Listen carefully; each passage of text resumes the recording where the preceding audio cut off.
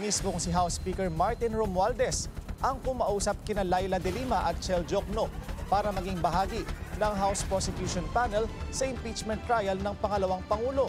Para naman sa ibang mambabatas, great addition to the team, sina Jokno at De Lima. Narito ang agenda report ni Sandro Ochona.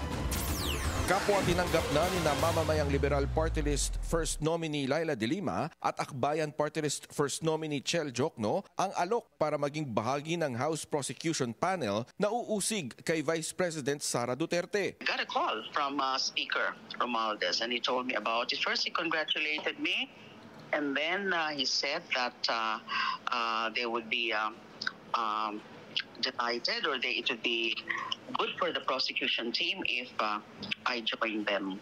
And sinabi rin niya na meron din ganong offer kay Attorney Chel. So when he asked about it, are you amenable? Do you agree? Sabi ko, okay. Although at first I said, can I give it a serious thought and consideration? And sabi niya, we need your immediate answer because we are making plans already, etc. So I said yes. Tumulong sa impeachment case laban kay Chief Justice Renato Corona si Jokno, kaya armas niya ito sa impeachment ni Duterte. Tulad ng naging karanasan ko nung dati sa impeachment process, kailangan ayusin at tibayin ang ebidensya, ang mga testigo at ang i-represent ang mga exhibit. And that's going to require the same kind of preparation that a lawyer does before a trial in court. Sa kabila ng pananaw ng iba na maaaring ginagamit lang silang bala ng administrasyon para ipitin ng mga Duterte, nilinaw ni De Lima na hindi ito personal na atake kundi pagpapanagot sa opisyal ng pamahalaan.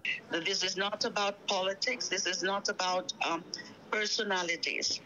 It's just about upholding the Constitution, particularly the high principle of accountability of public officials holding high government offices like the Vice President. Paliwanag ni Assistant Majority Leader at Lanao del Sur, Representative Zia Adyong, bahagi ito ng pagtiyak na malakas ang kaso laban sa Vice President. I guess the Speaker wants to present a solid case, a convincing case.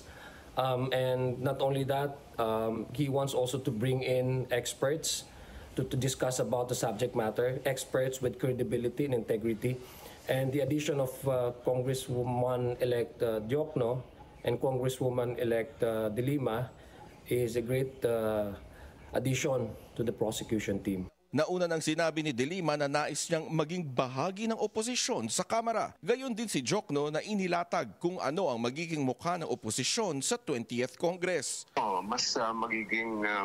Mas magkakaroon ng boses ang iba't ibang mga sektor ng ating lipunan, lalong-lalo na yung mga basic sectors natin na kailangan malaman ng buong Kongreso kung ano yung kanilang mga hinaing at kung ano yung kanilang mga pangangailangan. Bagamat sa July 28 pa magsisimula ang sesyon sa 20th Congress, kaabang-abang ang mga bagong mukha sa Kamara at ang malilikha nilang mga hakbang at batas. Para sa agenda, Sandro Ochona, Billionario News Channel.